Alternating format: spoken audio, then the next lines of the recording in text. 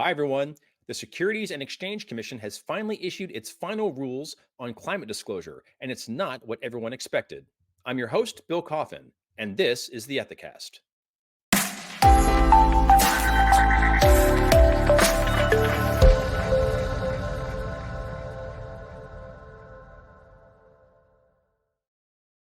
After 2 years and more than 24,000 comments from companies, legislators, and trade groups, the U.S. Securities and Exchange Commission has finally approved the Enhancement and Standardization of Climate related disclosures for investors. It's long anticipated rules that require certain SEC registrants to report their carbon emissions and climate risks. The rules passed 3 votes to 2 along party lines, Democrats for, Republicans against. The rules jettisoned a provision that would have required companies to report their Scope 3 carbon emissions, that is, emissions from within their supply chain, after receiving strong pushback that such a requirement would be overwhelming to companies and impossible to implement. The rules also scale back requirements on Scope 1 and 2 direct and indirect emissions, stating that companies will only have to disclose what they consider to be material emissions. Even so, the rules will face immediate legal challenge, something the SEC has expected. West Virginia Attorney General Patrick Morrisey announced that 10 states were filing a challenge to the rule, and the U.S. Chamber of Commerce is likely to follow, since it is already challenging a similar rule that California has in place. Joining us to offer her expert view on these final rules and their implications for those companies that will have to abide by them is Ethisphere's Chief Strategy Officer and Executive Chair, Erica Salmon Byrne. Erica, as always, thank you for joining us. I'm really grateful to have you on the show for these kinds of episodes because you provide a lot of clarity on what are some fairly complex issues. Well, thank you, Bill. I will certainly do my best for this one. I will say I am not fully through the 888 pages that the SEC produced. So this will be potentially the first of many conversations as we really all come to understand what it will be like to live under these rules. Well, I can tell you from personal experience, some years ago when I covered the Patient Protection and Affordable Care Act, I actually printed out the whole thing and read it cover to cover. And I realized it was so thick. I actually did some research and learned that that printout literally would have stopped a low caliber bullet, right? It was thick enough to stop a bullet. So, and that wasn't even as long as this one is. This is probably the longest piece of rules making I've ever seen. So it's pretty Mhm. titanic. But before we get started, I would like to read from the SEC's own fact sheet for the final rules, just so there's no confusion over what they contain. Yep. And it says the following quote, the final rules require a registrant to disclose, among other things, material climate related risks, activities to mitigate or adapt to such risks, information about the registrant's board of directors' oversight of climate related risks and management's role in managing material climate related risks, and information on any climate related targets or goals that are material to the registrant's business, results of operations, or financial condition. Further, to facilitate investors' assessment of certain climate-related risks, the final rules require disclosure of Scope 1 and or Scope 2 greenhouse gas emissions on a phased-in basis by certain larger registrants when those emissions are material, the filing of an attestation report covering the required disclosure of such registrants' Scope 1 and or Scope 2 emissions, also on a phased-in basis, and disclosure of the financial statement effects of severe weather events and other natural conditions, including, for example, costs and losses. The final rules include a phased in compliance period for all registrants, with the compliance date dependent on the registrant's filer status and the content of the disclosure. End quote. So, with all that out of the way, Erica, what is your takeaway from how the SEC walked back the requirement for climate risk disclosure into company supply chains? Yeah, so the word, Bill, and I was counting there, and I think the word count was 7 mentions of material, right? Yeah. I want to take a moment to ground everyone in the why of this in the first place. And it's in that word material, right? So if you think about what the SEC is charged with doing, the SEC's key stakeholder is investors, right? It's people who are putting their money into an organization and they are doing their best based on the information that organization gives them to decide whether or not that is a good use of their money, right? And that's the case whether you are a retail trader, trading on an app, or you are a multi-billion-dollar pension fund, right? Exact same analysis, like, is this a good place for me to put my money? What the SEC is doing with this rule is they are saying there are things that impact a business that are material to the operations of that business that are not uniformly being disclosed today, and they need to be, right? So they are trying to bring some consistency to the disclosure landscape. They are trying to provide investors with the information they need to be able to realistically identify riskier companies because of their exposure to things that maybe don't show up in a quarterly financial statement right now. So that's, I think, part of why they pulled the scope 3 back, because the analysis of materiality in the scope 3 on the scope 3 emissions is challenging, right? It's challenging even if you feel like your data is in great shape. If, on the other hand, you are one of the many businesses out there that can't actually even tell you in a single list who all their suppliers are, scope becomes a nightmare. So, Yeah. from a data cleanliness perspective, we've got a long way to go before we are able to do scope 3 well. And I think the SEC did a good job here of focusing in first on the information that investors are going to need to know from the companies that they are evaluating, which is what is inside that company's full control. I really love your analysis there. And it just reminded me of, yes, how many companies there are that don't even have a full list of their third parties, let alone insight into their emissions. Given the state of things, what kind of time frame can you imagine where our general business environment will get to a part where we can ask that of companies and they can actually realistically, deliver on that?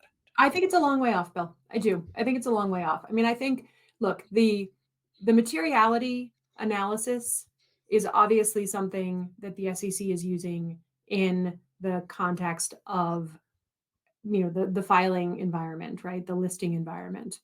But materiality is something that every business should be thinking about, right? What are the things that are material to my business? What are the things that I need to care about as inside of my organization? So I don't think the fact that scope 3 is not part of the SEC's rule is somehow going to stop companies from thinking about whether climate disclosure and climate risk is material to their business. Every good business should be doing that today, right? Without question. I think we are a long way off from seeing filing disclosures around scope 3 because of the data challenges, because of, there are nearer term better reasons for companies to know who their supply chain consists of than the scope 3 side of it, right? There's anti-corruption risk in your supply chain. There's human trafficking risk in your supply chain. There's data risk in your supply chain. There's so much risk in your supply chain, and so much of it is so material that companies are running at those risks. And I think, if they can get there for those risks, maybe then we can get there for scope 3. But we're from the companies that I talk to every day, we're a long way off. Yeah. This is a potentially sensitive question, but when we finally get to that level of data hygiene, where we actually get there, what do you think will be able to claim the greater share of credit for us getting there? Regulatory onus or voluntary adherence to what is considered best practice? I'm actually going to give you a third option, Bill, that I think will actually get us there, which is responsible business risk mitigation. Because look, at the end of the day, companies can and should care about the ways in which their third parties and their suppliers present them with the material risk for a whole host of reasons that have nothing to do with the regulatory pressure, right? They're going to be asked by stakeholders. They're going to be asked by suppliers. They're going to be asked by employees. All of those things are reasons to do it that were out in front of the regulatory landscape and will continue to run in front of the regulatory landscape. I mean, look, part of why the SEC came out with their climate disclosure rule is because companies were already disclosing. And it was very challenging. It is very challenging to make sense of the disclosure landscape right now because of the lack of consistency across formats, because of the lack of consistency in what's being disclosed, because of the ways in which the data is being presented. So the faster we can get to the gap version, right, of disclosures on these topics, the better from an investor perspective. But people are already disclosing, and that's part of why there was so much pressure on the SEC to come out with this rule. So to your point that you just made, we have often discussed how ESG suffers from, a lack of rigorous agreed upon measurements and disclosure standards. So how much impact do you feel that these particular rules from the SEC help to move the needle on that particular aspect? Yeah, I think there are a few things the SEC included in the rule that are going to be helpful. One of which was the focus on materiality, which I referenced the number of times they use the phrase material. I also think the mitigation process piece of it will be impactful, right? So on the one hand, what's the risk? On the other hand, what's the mitigation that you're thinking about for that particular risk? How is it going to be impacting the business? And then importantly, who's responsible, right? How is the board engaged in oversight? How's the management team engaged in oversight of that risk and those mitigation activities? That's information that will be very helpful to investors in evaluating a given organization and the level of riskiness associated with that organization and how comfortable they're going to be putting their money in that particular Mhm. basket. Can you walk us through the time horizon that companies have to comply with these rules? And to what degree do companies that already have a robust ESG program have a head start? Oh, anybody who's already doing this has an enormous head start, without question, and good for those who had already begun well before, right? Either because of pressure from a regulatory perspective in another jurisdiction, like the European Union, where the regs are far ahead of the regs here in the States, or because they're getting pressure from stakeholders to start sharing some of this information, and so they've gotten their act together already. You've got some decent time, probably less than you'd like. Probably, you know, litigation's going to impact the time horizons a little bit, but the largest companies ought to get going now because their obligations are going to start showing up next year. Smaller companies have a little bit more of a time horizon, and even the disclosures itself for the larger companies, well, they start next year. There's some that come in 26 and 27 and 28, right? So there's a phased in process for some of these disclosures that the SEC has built in that I think will impact the ways in which companies prepare for these disclosure obligations. But like any regulatory regime, whether it is some of the Modern Slavery Act disclosure that we've been seeing over the course of the last couple of years, or this rule, you have less time than you think and more time than it looks like would be the would be the way I would describe it. Yeah. Well, Erica, I have a special bonus Ethicast Reacts question for you this episode. We don't normally do this, but just as we were putting together this episode, we also saw a new announcement from the DOJ regarding Mhm. whistleblowers. So, in the interest of expediency, while we have you here, what do you make of that? Yeah, it's a regulatory one-two punch, right? We're hearing from everybody. Yeah, for those of you who missed it yesterday, Lisa Monaco gave a speech at the White Collar Conference, which is one of the DOJ's favorite places for making news. So I always mark in my calendar when it's happening and keep an eye on things. And they announced a couple of things that are of interest to the ethics and compliance profession. First, she summarized some of the wins that the department has had over the course of the last several months. And then she talked a little bit about some of the work the department is doing. And there's two things that she specifically talked about that I want to make sure I highlight for this audience. One is the Department of Justice has taken a look at the whistleblowing programs that exist across the government, whether it's the FinCEN program or IRS programs or the SEC's Dodd-Frank program.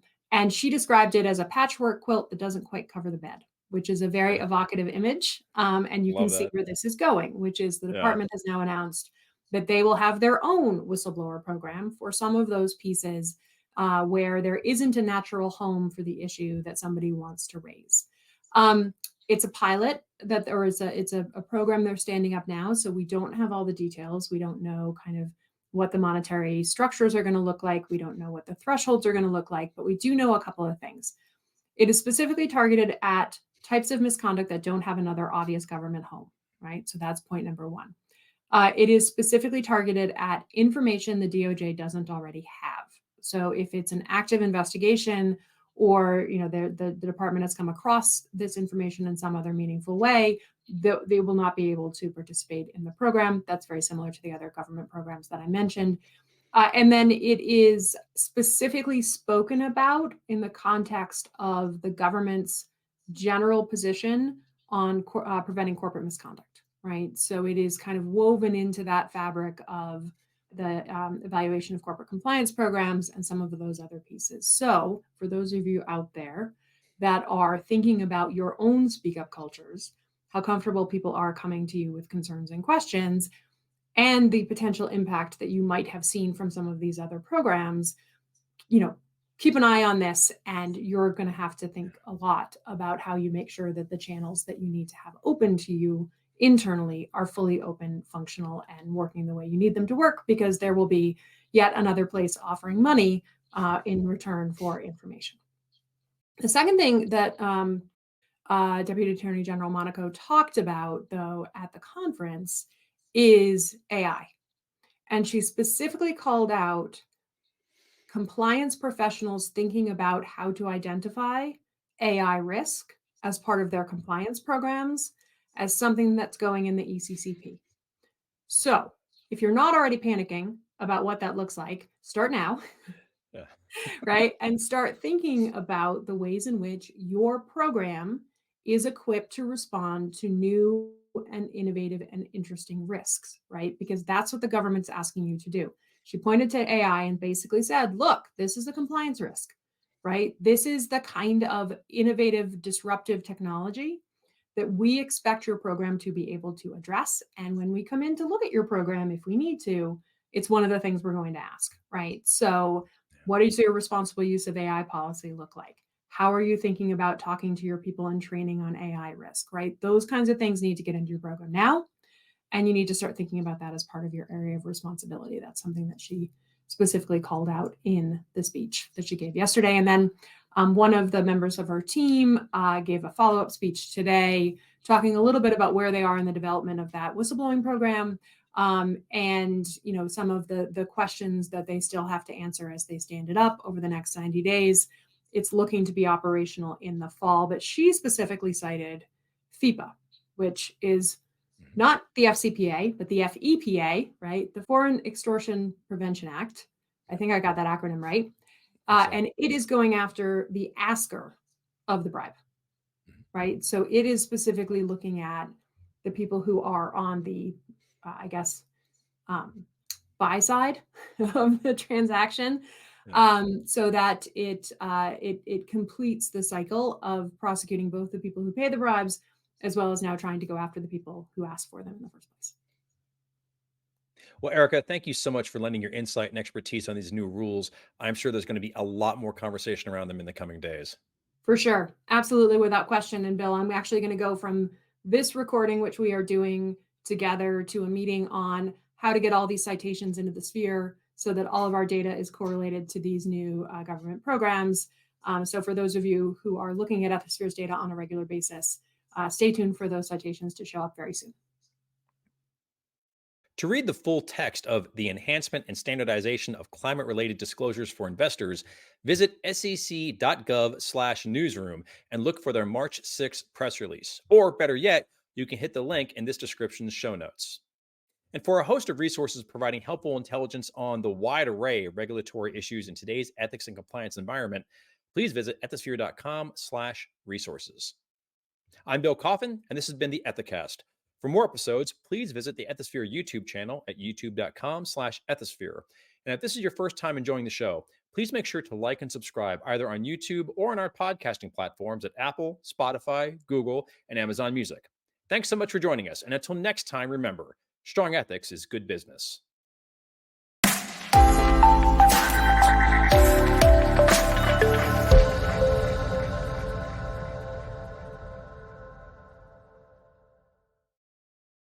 Ethics doesn't just happen. You need to put in the time.